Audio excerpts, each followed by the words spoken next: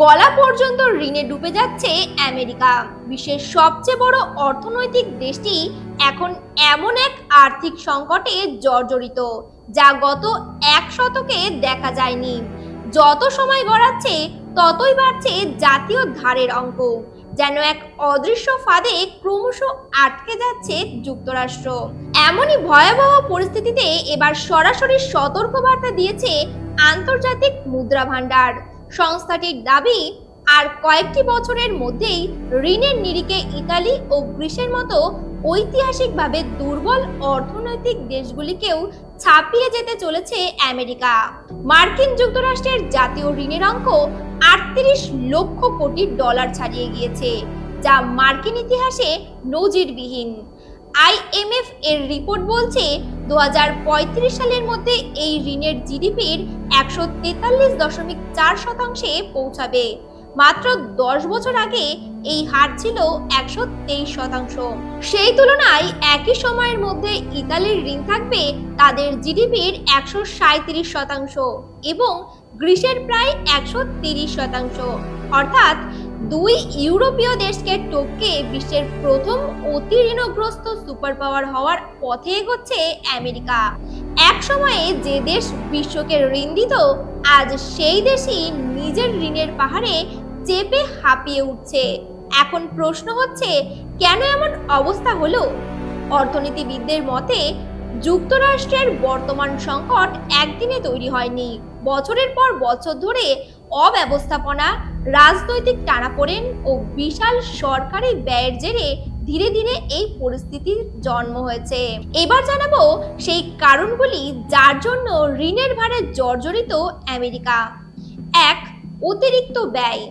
প্রতিরক্ষা, মহাকাশ গবেষণা ও বিদেশি অভিযানে বিপুল অর্থ খরচ করেছে ওয়াশিংটন। আমেরিকার বার্ষিক বাজেটের বড় অংশই চলে যায় সেনাবাহিনী ও প্রতিরক্ষা খাতে, ফলে রাজস্বের তুলনায় ব্যয় বহুগুণে বেশি। ২. কর আদায়ে স্থবিরতা। বহু বছর ধরে আমেরিকা কর সংগ্রহের হার বাড়াতে পারেনি, বরং কর কাঠামো শিথিল করার ফলে রাজস্ব কমেছে। অর্থাৎ সরকারের হাতে খরচের মতো টাকা নেই, অথচ ব্যয় বাড়ছে লাগামহীন গতিতে। ৩. সুদের হার ও বাজেট ঘাটতি। ফেডারেল রিজার্ভের পরিসংখ্যান বলছে ঋণের ওপর সুদের হার প্রতি বছরই বাড়ছে। এখন এমন পর্যায়ে পৌঁছেছে যে কেবল সুদ পরিশোধ করতেই সরকারকে প্রতিদিন ১০০ কোটি ডলারেরও বেশি ব্যয় করতে হচ্ছে। শিক্ষা বা পরিবেশ খাতের মোট ব্যয়ের চেয়েও বেশি অর্থ যাচ্ছে ঋণের সুদে। ৪. কোভিড পরবর্তী ধাক্কা। ২০২০ সালের মহামারী আমেরিকার অর্থনীতিকে ভয়ানকভাবে ক্ষতিগ্রস্ত করেছিল। সেই ধাক্কা সামলাতে গিয়েই দেশটি বিপুল পরিমাণ ঋণ নেয়, কিন্তু অর্থনীতি ঘুরে দাঁড়ানোর বদলে ঋণ আরও বেড়ে যায়। বর্তমানে প্রতিদিন গড়ে ৬৩০ কোটি ডলার করে বাড়ছে জাতীয় ঋণের অঙ্ক। ফলে একজন গড় আমেরিকান নাগরিকের মাথায় এখন প্রায় ১,০৮,০০০ ডলারের ঋণ ঝুলছে। ২০২৫ সালের শুরুতে ক্ষমতায় ফিরে এসে প্রেসিডেন্ট ডোনাল্ড ট্রাম্প সরকারি ব্যয় কমানোর নির্দেশ দেন। বহু প্রকল্পে কাটছাঁট করা হয়, কিন্তু পরিস্থিতি নিয়ন্ত্রণে আসেনি। বিশ্লেষকেরা বলছেন, মূল সমস্যা বাজেটের গঠনেই। আয় যেখানে সীমিত, ব্যয় সেখানে সীমাহীন। ট্রাম্পের রাজনীতি, বিশেষত বিভিন্ন দেশের সঙ্গে শুল্ক যুদ্ধ, পরিস্থিতি আরো জটিল করে তুলেছে। ভারত, চীন, ইউরোপ প্রায় সব প্রধান অর্থনীতির দেশগুলির সঙ্গে যুক্তরাষ্ট্রের বাণিজ্য সম্পর্ক এখন টানাপোড়েনের। ফলে বিদেশ থেকে কাঁচামাল আমদানি কঠিন হয়ে পড়েছে। সম্প্রতি ভারতীয় পণ্যের ৫০% শুল্ক আরোপ এবং পরে ২৫০% শুল্ক চাপানোর হুমকি অর্থনীতিবিদদের কাছে অযৌক্তিক পদক্ষেপ বলে মনে হচ্ছে।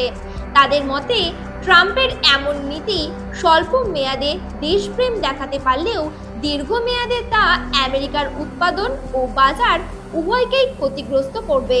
আইএমএফ এর ধারণা, আগামী দশকে যুক্তরাষ্ট্রের বাজেট ঘাটতি বছর প্রতি প্রায় জিডিপির কমপক্ষে ৭% থাকবে। এর মানে দেশ যত টাকা উপার্জন করবে তার চেয়েও অনেক বেশি ব্যয় হবে। ফলত নতুন ঋণ নেওয়া ছাড়া আর উপায় থাকবে না।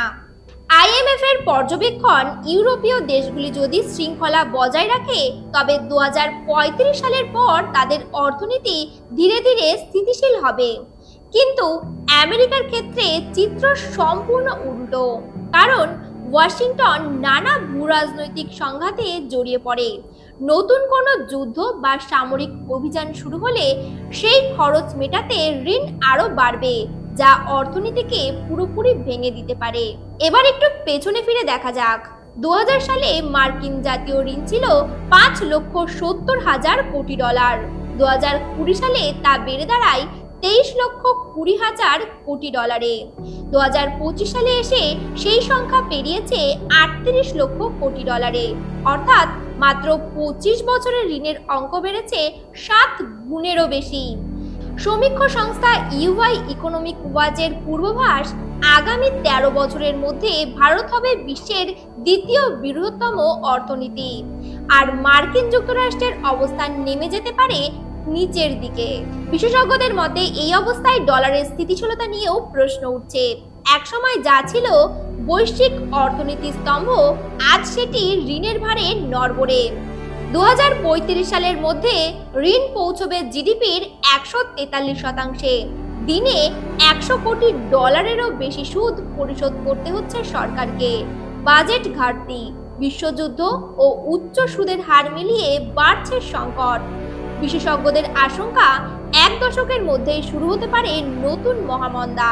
চকচকে আকাশচুম্বী ভবন আর প্রযুক্তির ঝলকানির আড়াল করছে এক ভয়ঙ্কর সত্যি। প্রশ্ন একটাই, সুপার পাওয়ার আমেরিকা কি তবে নিজের ঋণের ভারেই ভেঙে পড়বে? দেখছিলেন HPN নিউজ। নমস্কার।